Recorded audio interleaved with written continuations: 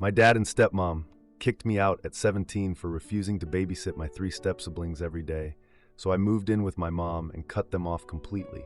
Then I woke up to 24 missed calls on my graduation day. Throwaway, BC, my cousin follows my main, and I really don't need the family drama right now. I, female, 17, have basically turned into an unpaid nanny for my stepsiblings ever since my dad, male, 45, married my stepmom Beverly, female, 39, 4 years ago. I'm upset typing this, and I don't know if I'm overreacting or if my feelings are valid. I'm not usually the type to air family issues online, but I'm at my breaking point. For some background, my parents got divorced when I was 8. I lived with my mom most of the time, but spent every other weekend with my dad. We used to be pretty close, I guess. Like, not super deep conversations or anything, but he seemed to care about me. He had this thing where he'd bring me snow globes from his business trips. I used to collect them, which sounds super lame now, but whatever. And it was like our special tradition. I have like 24 of them. Or had, I guess. Some got broken, and I didn't take them all when I left. When he met Beverly and her 3 kids, Brett, male, 10, Danielle, female, 8, and Gabby, female, 6, things started changing. But like so gradually, I didn't even notice at first. I'm not trying to make Beverly sound like some evil stepmother from a Disney movie or anything. She was actually pretty nice to me at the beginning. I think she was just trying to make a good impression on my dad, though, looking back. It started with occasional babysitting when they had important errands to run. Like, hey Alicia, can you watch the kids for an hour while we run to Home Depot type stuff? I didn't mind helping out sometimes because the kids aren't terrible. I mean, Brett can be a real jerk sometimes, and Danielle is in this whiny phase, but Gabby is actually pretty sweet. Gabby has mild asthma, so I have to be extra careful with her, but I've gotten good at managing her medications and stuff. She has this inhaler that she sometimes needs help with, especially when she gets excited and starts wheezing. But over time, it's become an everyday thing. For the past 6 months, I've been expected to watch them every single day after school until 7 p.m., plus most weekends, and I just realized I haven't been paid a single time for any of this. Not $1. Which, maybe sounds greedy, but I'm watching 3 kids for basically 25 plus hours a week. Here's the thing though, I'm a senior in high school with a 4.2 GPA. I was on the debate team, was team captain actually, until I had to quit because I couldn't make practices anymore. I'm trying to apply to colleges and get scholarships because I really want to go to an out-of-state university, but I can't afford it without financial aid. My dream school is this university that has an amazing pre-law program. I want to be a lawyer someday, which my dad always makes these jokes about how I'm argumentative enough for it. Thanks, Dad. Oh, and random thing I just remembered. My dad hasn't bought me a snow globe in 3 years now.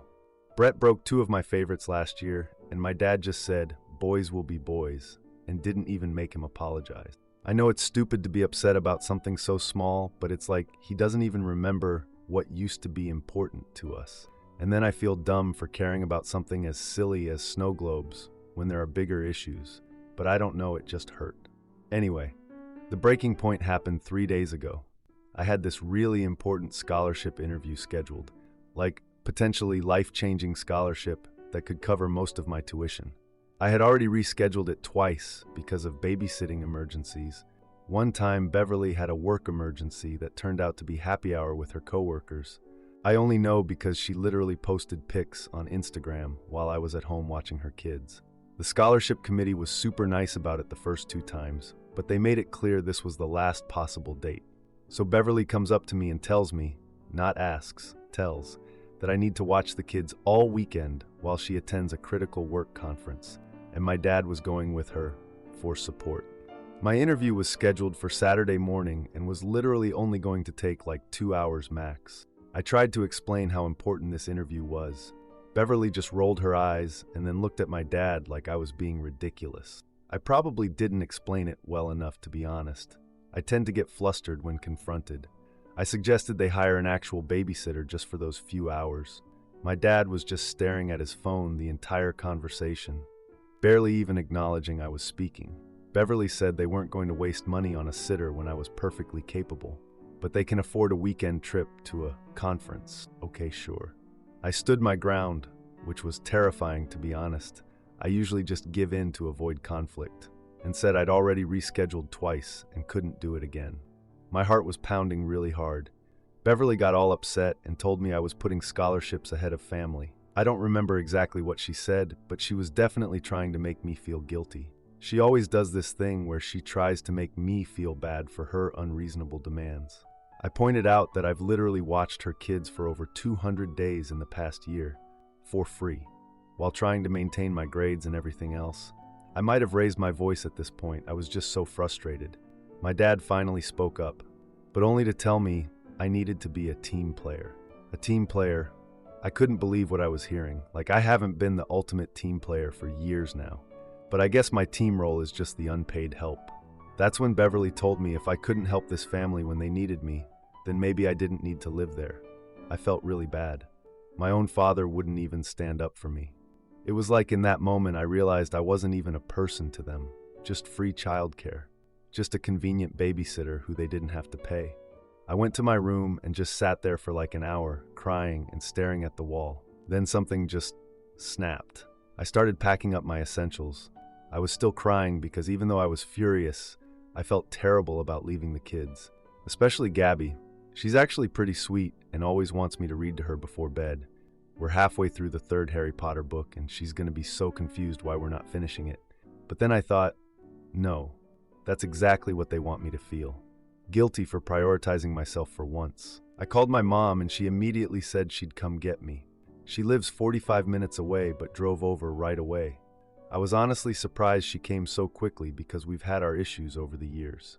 When I told my dad and Beverly I was leaving, my dad just said I was making a mistake in this weird flat voice that didn't even sound like him.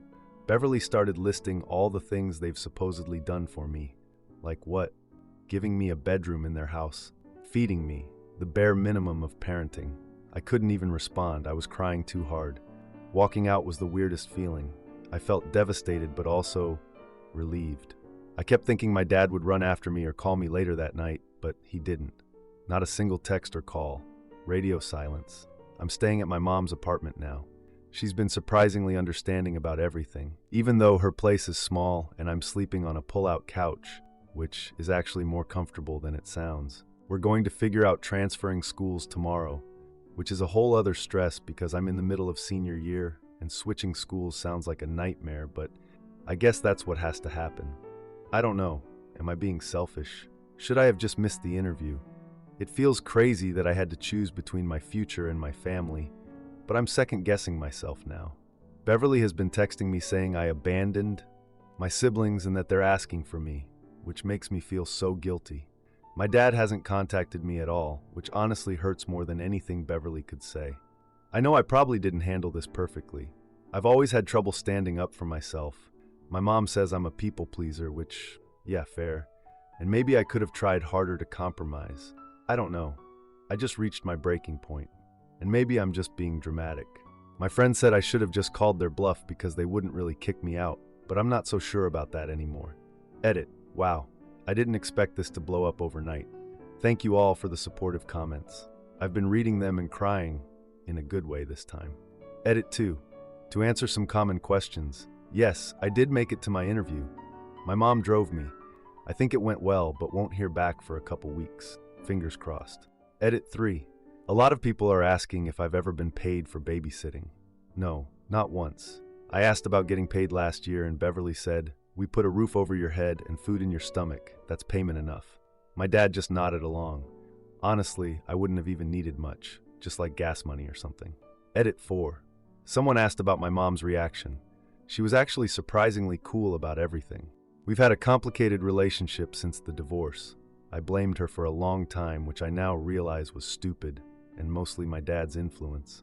But when I called her crying, she just said, "I'll be there in 45 minutes, and didn't ask questions until I was safely in her car. Edit 5. To the people saying I abandoned my stepsiblings, believe me, I feel terrible about that part. Especially for Gabby, who doesn't understand what's happening. I texted Beverly asking if I could maybe video call with Gabby sometime, and she left me on read.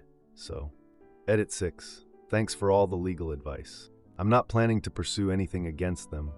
I just want to focus on finishing high school and getting into college at this point. I'm emotionally exhausted. Now for the first update.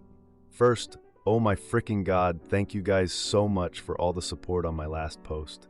I honestly didn't expect that many people to respond, and it really helped me feel less crazy about my decision. A lot has happened since then, mostly good stuff for once, and I've been meaning to update, but everything's been super hectic. So it's been about 3 months since I moved in with my mom. The first couple weeks were honestly such a blur of paperwork and stress, trying to transfer schools mid-senior year, which is basically a nightmare, wouldn't recommend lol. But my mom was actually amazing about everything. I was honestly shocked at how efficiently she handled all the school stuff. She took time off work to meet with the principal and counselors, and she basically fought for all my credits to transfer properly. I kind of thought at first she was just doing it to win points or something. Our relationship has always been kind of strained since the divorce, but I've realized she genuinely just wanted to help me. The new school isn't terrible. The debate team welcomed me right away. They were desperate for members, lol. And I've even made a few friends. Not gonna lie, the first few weeks were rough. Being the new kid as a senior is weird AF. But it's gotten better. The best part is that I can actually focus on my college applications without being interrupted every 5 minutes to make someone a snack or break up a fight between Brett and Danielle. I do miss Gabby though, a lot. She's only 6 and probably doesn't understand why I suddenly disappeared from her life. That's the part that makes me feel the most guilty. She used to always want me to read to her before bed, and we never finished the Harry Potter book we were reading. I wonder if anyone is reading to her now. Probably not Beverly. She was always too tired for bedtime stories, but somehow never too tired to go out with friends or whatever. My mom has been surprisingly great. She turned her home office into a bedroom for me, which I didn't even realize until I noticed her laptop and work stuff in her bedroom. She gave up her workspace without saying anything about it, which felt really different after years of feeling like a burden at my dad's house. I asked her about it, and she just said it wasn't a big deal. But it is a big deal, you know? Oh, and the messages from my dad and Beverly after I left. It was basically a non-stop barrage for 2 weeks straight. They went from guilt-tripping to angry, to fake concerned back to angry, like every other text. My dad texted asking when I was done with the tantrum and ready to come home. Then Beverly called, leaving guilt-trippy voicemails about how the kids were asking for me. Then my dad sent a text about family responsibility. It just kept escalating. Beverly texted that Brett got in trouble at school and somehow implied it was my fault. Then my dad called, sounding more concerned, asking if I was okay. Then Beverly sent a paragraph calling me selfish and ungrateful, which made me cry for an hour. My dad texted they were struggling without my help. Then Beverly actually called my mom's phone, demanding I return. The final straw was when my dad sent an apology that still blamed me. He said they were sorry if I felt unappreciated, but I had to understand the position I'd put them in. I blocked both their numbers after that, and all their social media. My extended family has been taking sides. My dad's parents have called me twice to tell me I need to be the bigger person and go back to help with the little ones. But my uncle Joshua has been awesome. He told my grandparents to back off and that I'm not responsible for raising someone else's kids. My cousin Alex still talks to both sides and keeps me updated on family stuff. Alex told me something that I'm not sure how to feel about. Apparently, my dad and Beverly had to hire an actual nanny who charges $25 an hour. Alex said it's causing them serious financial problems and they had to cancel their summer vacation to Myrtle Beach. Part of me feels satisfied. See, my time and effort actually was valuable. But another part feels weirdly guilty. I don't know. Maybe I'm just too used to feeling responsible for everything. The most surprising thing has been my relationship with my mom. We've actually started talking. We cook dinner together most nights and have long conversations about everything. The divorce, what happened after, how we both could have handled things better. She's apologized for not fighting harder for me when Dad got primary custody, and I've apologized for blaming her for the divorce for so long. There's been a lot of crying, but in a good way, if that makes sense. I also reconnected with this guy, Kevin, from my old elementary school, who goes to my new high school. He's been super helpful showing me around and introducing me to people. Not in a romantic way, saw some comments shipping us in my last post, lol. He has a boyfriend, but it's nice to have a friend who knew me before all the divorce stuff. Oh wait, I totally forgot to mention. I got accepted to my dream school. They didn't offer me a full ride like I was hoping for, but I did get a partial scholarship. My mom says we'll figure out the financial part somehow. She's been looking into all these random scholarships I can apply for. like there's literally one for left-handed students, which I am. And the most recent development, my dad tried to contact me through his sister last week. I stupidly thought maybe he was finally going to give me a real apology. Nope, he wanted to discuss summer childcare arrangements. I'm not even kidding. After 3 months of barely acknowledging my existence as anything other than a babysitter, he reaches out to ask if I can watch the kids this summer. I was so upset, I couldn't even respond. Like, what planet is he living on? Does he seriously think after everything I'd just come back and babysit for free again? My graduation is in 2 weeks, and I'm having mixed feelings about it. I'm excited to be done with high school, but also sad that my dad and step-siblings probably won't be there. Well, maybe not sad exactly, just weird. I sent them an invitation through my cousin, but haven't heard anything back. I don't even know if I want them there, honestly. Part of me wants my dad to see me graduate and be proud, but another part of me is still so hurt and angry. My mom keeps saying it's my decision and she'll support whatever I want. The weirdest part of all of this is that despite everything, despite the family drama and the school change and the uncertainty about paying for college, I actually feel happy, like genuinely happy for the first time in years. I'm not constantly exhausted from watching 3 kids. I can actually do my homework without interruption. I can hang out with friends without getting guilt-tripped. I can just be a normal teenager. I still have moments where I miss the kids, especially Gabby, and sometimes I miss my dad, or at least the dad he used to be before Beverly. But overall, I know I made the right decision for myself. It's like I can finally breathe again. Edit. Thank you for all the awards and kind comments. I'm trying to respond to as many as I can. Edit 2. To those asking if I've thought about reaching out to just Gabby, yes, I've tried. Beverly won't let me talk to her directly. I sent a letter and a small gift for her birthday through my cousin, but I don't know if she actually received it. Beverly is the type to intercept it and never tell Gabby it was from me. Edit 3. No, I don't plan on babysitting for them this summer or ever again, for those asking.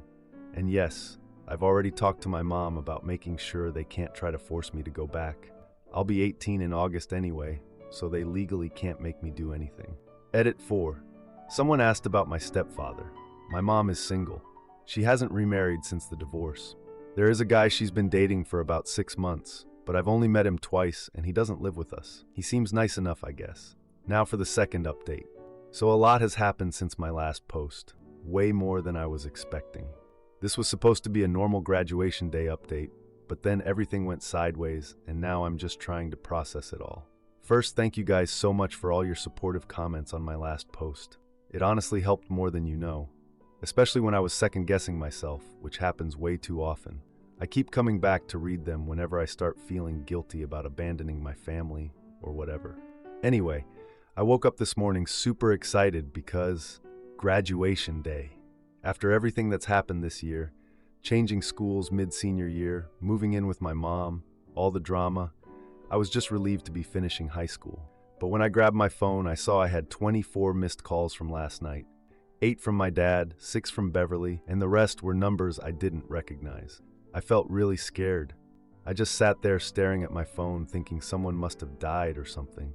I hadn't heard from my dad in weeks, except that one time he tried to ask about summer childcare arrangements through his sister. Still can't believe that. And now suddenly, 24 missed calls. I just sat there frozen for a minute. Part of me didn't even want to listen to the voicemails. Like, whatever emergency they were having, it wasn't my problem anymore, right? But then I started thinking, what if something happened to one of the kids? And I couldn't just ignore that. So I finally started listening to the messages. Beverly sounded really demanding, typical Beverly, saying I needed to come to Memorial Hospital because Gabby was asking for me. I got really worried. Gabby, in the hospital. The next few messages got worse. My dad's voice was shaking, saying Gabby keeps crying for her big sister and had a bad asthma attack. And then more from Beverly, but completely different from her usual tone, saying she knows they've treated me terribly, but to please come for Gabby. I honestly didn't know how to feel. I was genuinely worried about Gabby. She's only 6 and has had asthma problems before, and I've always been the one who knew how to calm her down during attacks. But also, seriously, they ignore me for months and then only reach out when they need something from me. I remember Beverly telling me I wasn't family when I refused to babysit that weekend. But now suddenly I'm big sister again because they need me. It made me so angry and sad at the same time. I called my cousin Alex to get more info because I didn't want to call my dad or Beverly directly. Alex said Gabby had a really bad asthma attack yesterday evening, but was stable now. They were keeping her for observation for another day just to be safe. Thanks to everyone who suggested in my last post that I keep in touch with Alex. He's been my lifeline to family info. So I had this horrible choice to make: go to the hospital to see Gabby or focus on my graduation. I know that probably sounds selfish, like a little kid is in the hospital. How could I even hesitate? But after years of always putting my step-siblings first and sacrificing my own needs, I just couldn't do it again. Not on my graduation day. I've worked so hard for this moment. And if I'm being completely honest, please don't judge me. A tiny part of me was like, is this even real? Or is this some trick to get me back? I mean, I know that sounds paranoid, but after everything they've pulled, I don't know. I guess my trust is just completely broken. I decided I would go to the hospital after graduation. That way I could still celebrate my achievement and check on Gabby. It felt like I was actually putting myself first for once. So graduation was at 11 a.m. My mom, her boyfriend Jay, and my uncle Joshua were all there cheering super loud when my name was called. Kind of embarrassing, but also nice, you know. I kept scanning the audience during the ceremony, which was annoying because I told myself I didn't care if my dad showed up or not. But I guess I did care because I kept looking. I didn't see him during the ceremony, so I figured he didn't come. Which was fine, really. I mean, I hadn't even decided if I wanted him there. But then after we threw our caps and everyone was taking pictures and hugging, I spotted him standing near the gym entrance. He was alone, no Beverly or the kids, and holding a small gift bag. I honestly froze. My mom saw him too and asked if I wanted her to send him away. But I decided to talk to him. I think I needed to or something. For closure, maybe. So I walked over to him and oh my freaking God, he looked terrible. Like he hadn't slept in days. His shirt wasn't even ironed, which is so not like him. He saw me coming and got this weird look on his face, like relieved but also terrified. He told me congratulations and that he was proud of me. Then he just stood there awkwardly holding out the gift bag. I took it but didn't open it. I asked about Gabby first. He explained she had a really bad asthma attack, worse than usual. Apparently the doctor said it was likely triggered by stress and anxiety, which made me feel weirdly guilty, even though I know it's not my fault. I asked why he was at graduation instead of the hospital, and he said Beverly was with Gabby and he needed to see me graduate, which honestly surprised me. Then I asked the question that had been burning in my mind. Why did it take a medical emergency for you to reach out to me? And then my dad started crying right there in the gym with all these families taking happy graduation pictures around us. I've maybe seen my dad cry twice in my entire life, so it was a lot. He admitted he'd completely failed me as a father, not just recently but for years. He said he got so caught up in trying to make his new marriage work that he sacrificed his relationship with me. He said after I left, they realized how much they'd been taking advantage of me, but his pride kept him from reaching out. And then Beverly started seeing a therapist. That was shocking news, who apparently helped her see how badly they'd treated me. I stayed pretty calm considering everything. I asked him why they only called when they needed something from me. He said they realized too late what they'd lost, and Gabby's hospitalization was a wake-up call. I told him clearly that if we were going to have any kind of relationship moving forward, things would have to be completely different. I wasn't going to be their babysitter. I wasn't going to be guilt-tripped. And I definitely wasn't going to put my life on hold for them ever again. And for the first time, maybe ever, he just accepted what I was saying. No arguments, no but family first speech. He just nodded and said he understood. I agreed to visit Gabby that evening, but made no promises beyond that. Then my mom called me over for pictures, and I left him standing there. I didn't open his gift until I got home after the graduation lunch my mom organized. It was a snow globe. If you read my first post, you know my dad used to bring me snow globes from his business trips as our special tradition, but stopped after he married Beverly. This one was different though. It wasn't from a trip. It was custom made with a tiny graduation cap inside and a little plaque that said, "Proud of you, Alicia." There was a note with it where he apologized for prioritizing his new family over me. I'm not gonna lie, I cried. A lot. It felt like he actually remembered who I was for the first time in years. After celebrating with my mom and friends, I went to the hospital that evening. I brought Gabby a little stuffed penguin. She's obsessed with penguins for some reason. When I walked in, her face lit up. She tried to jump out of the hospital bed to hug me. It made me sad thinking about how confused she must have been when I suddenly disappeared from her life. Beverly was there too, and it was weird. She was super subdued, not her usual demanding self. At first I thought she was just mad at me, but trying to hide it because of Gabby. But later I realized it might have actually been shame, which is not an emotion I've ever associated with Beverly. Gabby made me promise to read to her, so I did for about an hour. She fell asleep, holding the penguin I brought her. It was sweet, but also kind of painful. Beverly and I had an awkward conversation in the hallway. She actually apologized, which I'm pretty sure is a first. She didn't make excuses or try to justify their behavior. She just said she was sorry for how they treated me and that she's been getting help to be a better parent and person. I honestly didn't know how to respond, so I just nodded. So, that's where things stand now. I'm going to maintain some contact with my step-siblings, especially Gabby, but with very clear boundaries for my dad and Beverly. I'm still going to my dream college in the fall. It's 3 states away, thank God, and my relationship with my mom is stronger than ever. It's weird how this crisis gave me a kind of closure I didn't expect. I'm not naive enough to think everything's fixed now. One snow globe and some tears don't erase years of being treated like the help. But it's a start, I guess. I still have a lot of mixed feelings about the future of my family relationships. Part of me wants to believe they can change, but another part is waiting for them to slip back into old patterns. I guess only time will tell if they're actually capable of making the consistent effort it would take to rebuild our relationship. For now, I'm just focusing on enjoying my summer before college and not stressing too much about family stuff. I'm finally putting myself first, and it feels really good. Edit. Oh my freaking God, this blew up while I was sleeping. Thank you all for the congratulations and awards. Edit 2. To answer the most common question, no, I am not moving back in with them. I'll visit Gabby sometimes, but that's it. My home is with my mom now. Edit 3. A lot of you are asking if I'm going to forgive them. Honestly, I don't know. I think forgiveness is a process, not a one-time thing. I'm not holding a grudge, but I'm also not just going to pretend nothing happened.